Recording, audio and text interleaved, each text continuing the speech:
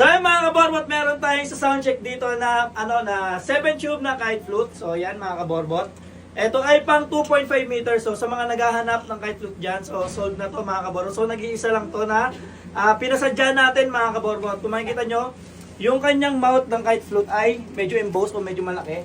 Yan. So malakas to mga kaborbot itong kite flute na to. So pinasadya natin to.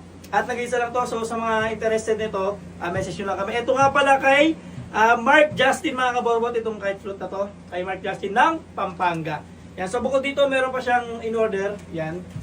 I-vlog natin yun mga kaborbot. So sa ngayon, isa-soundcheck muna natin to para mabalot na natin to. Yan. So yan na mga kaborbot.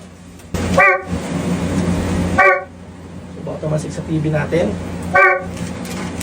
Kaya mga kaborbot, lumipat tayo dito para ma-full swing natin itong ating kite flute. Yan. So dito naman tayo sa medyo malaki kasi hindi natin masyado maswing yung ating kite flute.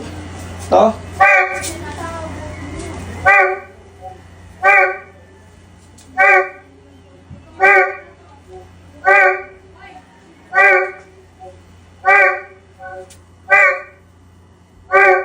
So ayun mga kaborbot, so yung tunog nito is mas malakas pa kapag nasa saranggola kasi continuous yung hangin. So shoutout sa ating mga kasama dyan, mga magaganda.